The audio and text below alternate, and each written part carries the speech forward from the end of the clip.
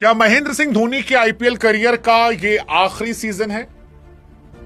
क्या महेंद्र सिंह धोनी और सीएसके अब एंड ऑफ एन एरा की तरफ बढ़ रहे हैं? वेल ये सब कुछ होता हुआ दिख रहा है क्योंकि महेंद्र सिंह धोनी को लेकर खबर आती है कि धोनी साहब जो है वो आईपीएल 2026 में सारे मैचेस नहीं खेलेंगे। इनफैक्ट शुरुआत के 2 हफ्ते में धोनी आपको दिखेंगे ही नहीं। आगे क्या होगा वो पता नहीं। कईयों का मानना है कि शायद अगर सीएसके क्वालिफिकेशन की तरफ बढ़ती है तो कुछ मैचेस में धोनी आ जाएंगे जो शायद फैंस के लिए होंगे एक फेयरवेल के लिए। कई कह रहे हैं कि भाई साहब धोनी साहब ने पूरे प्रैक्टिस मैचेस खेले थे, वो दिखाई पड़ रहे थे ग्राउंड में। ये एक टैक्टिकल डिसीजन हो सकता है कि सीएसके जो है वो अपनी बेस्ट 11 जो है वो छांट ली, क्योंकि धोनी के रहने से बेस्ट 11 फिलहाल मुश्किल दिख रही थी। अगर धोनी खेलते हैं तो एक खिलाड़ी जो है वो थोड़ा प्रेशर लेके आ रहा था और इस साल सीएसके चाहती है कि वो जीत जाए। कईयों का मानना है कि यार धोनी साहब को 2023 में ही रिटायरमेंट ले लेना चाहिए था, क्योंकि कुछ फेयरवेल जो होते हैं वो अच्छे तभी होते हैं जब सही समय पर आए। 2023 में सीएसके ने ट्रॉफी उठाई थी और उस वक्त धोनी के पास रिटायरमेंट पीक पर लेने का बहुत अच्छा मौका था और कईयों का मानना है शायद वो बेस्ट टाइम था जहां धोनी रिटायर हो सकते थे। पर धोनी साहब नहीं हुए, उन्होंने कहा मैं खेलूंगा और वो खेलते भी नजर आए। अच्छा खेला भी उन्होंने।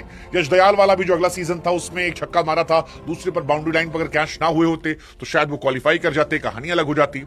लेकिन बीते साल 2025 में जब सीएसके 10 नंबर पर जाती है तो ये सवाल उठता है कि धोनी क्या रिटायर हो जाएंगे? सीएसके ने अपनी पूरी टीम बदल कर रख दी है। अब एक बिल्कुल नई टीम जो है वो आपको दिखाई पड़ रही, जहां पर पापा जी के जमाने के लोग कम हैं और नए जमाने के बच्चों को ज्यादा जगह दी गई है।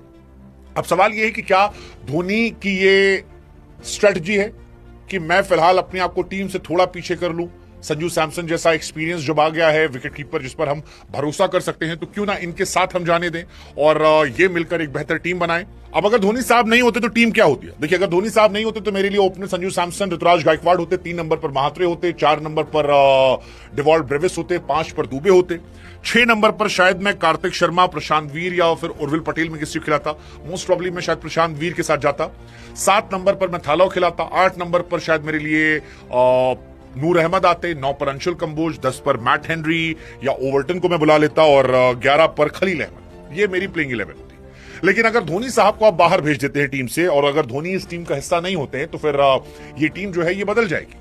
फिर आपके पास एक एक्स्ट्रा ऑप्शन होगा एक नए यंगस्टर को मौका देने का, जो किसी एक बॉलर को भी मौका दे सकता है। जैसे अगर टीम की बात की जाए तो फिर संजू सैमसन, ऋतुराज गायकवाड़ ओपन करेंगे।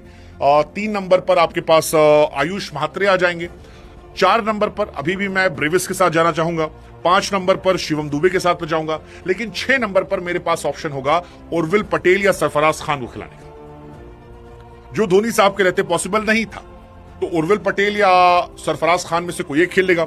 7 नंबर पर फिर मेरे पास कार्तिक वीर या प्रशांत में किसी एक को मैं खिला सकता हूं। आई थिंक जडेजा के रिप्लेसमेंट के तौर पर शायद मैं प्रशांत को खिला लूं कि एक एक्स्ट्रा बॉलिंग ऑप्शन मुझे मिल जाएगा। और उसके बाद फिर 8 नंबर पर आपके पास नूर अहमद आ गए। फिर आपके पास मुकेश चौधरी, अंशुल कंबोज, खलील, इनमें से कोई एक हो सकता है। एक किसी बॉलर को आप इंपैक्ट प्लेयर के तौर पर भी ला सकते हैं। कुल मिलाकर आपकी टीम जो है वो एक ठीक ठाक टीम नजर आ रही है जो बेहतर हो जाएगी। मेरे हिसाब से शायद यही स्ट्रेटेजी जो है सीएसके अपनाना चाहती है और धोनी साहब की जो सेहत की खबर है वो शायद इस बार प्लांट की गई है। ऐसा हो सकता है क्योंकि बहुत सारे सीएसके के फैंस का ये मानना है कि धोनी साहब ग्राउंड में फिट दिख रहे थे। कोई साइन नहीं था डिस्कम्फर्ट का, इंजरी का, वो खेल सकते थे। लेकिन एक लार्जर स्ट्रेटजी का हिस्सा हो सकता है और उस स्ट्रेटजी में धोनी साहब जो है वो शायद ब्रेक ले रहे हों। अब सवाल ये कि आपको क्या लगता है कि सीएसके जो है वो इस साल क्वालिफाई करेगी?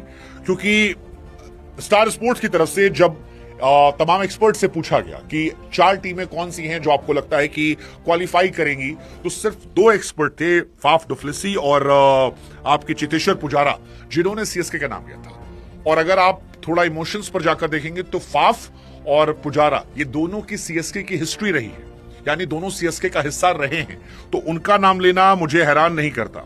जबकि हरभजन सिंह की बात कर ली जाए, आकाश चोपड़ा की बात की जाए, मोहम्मद कैफ की बात की जाए, विहारी की बात की जाए, पीयूष चावला, सबा करीम, इनफैक्ट और भी कई लोग, उन्होंने नाम नहीं लिया।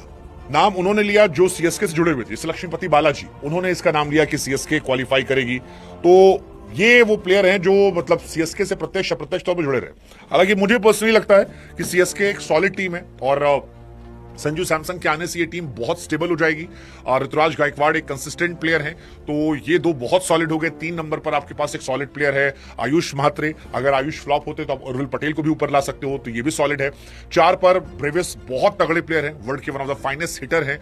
5 पर शिवम दुबे अभी करंट में लकी चार्म है और जबरदस्त प्लेयर है, मतलब ना उनका फेलियर होता है ना उनका लेग चलता है, वो उनकी एक अलग थ्योरी है। फिर 2 लड़के आपके पास आते हैं जो इस टीम में एडजस्ट हो सकते हैं, कार्तिक या प्रशांत में, जिसको आप मौका देते हो, या उर्विल को मौका देते हो, या सरफराज को मौका देते हो, तो उन्हें आप चांसेस दे सकते हो, खासतौर पर नए 2 लड़के जो आपने लाए हैं। और बॉलिंग जो है वो भी आपकी ठीक है, मतलब Matt Henry is a good bowler, मुझे मैट हेनरी एज अ गेंदबाज बहुत पसंद है। अंशुल कंबोज एक अच्छे बॉलर है, अच्छा उन्होंने किया है। खलील जो है वो भी बेहतर बॉलर है। मुकेश चौधरी, फिर आपके पास प्रशांत हो गए, फिर आपके पास नूर अहमद जैसा बॉलर है, आपके पास राहुल चहर है। So overall they have a decent bowling lineup also, but उनकी बैटिंग जो है वो बहुत सॉलिड है। हालांकि सीएसके के लिए ये एंड ऑफ एन एरा है, क्योंकि अब ना इस टीम में धोनी है, ना इस टीम में रैना है, और ना इस टीम में जड्डू है। एक नए दौर की शुरुआत हुई। हालांकि संजू सैमसन के आने से इसकी पॉपुलैरिटी पर शायद उतना फर्क ना पड़े, बिकॉज संजू को भी आज के जमाने में बहुत लोग पसंद करते हैं और अभी सबसे हॉट टॉपिक वो है। ऐसे में शायद सीएसके की फैन फॉलोइंग कम ना हो, थाला आपको ग्राउंड पर दिखाई पड़े, but it's actually end of an era.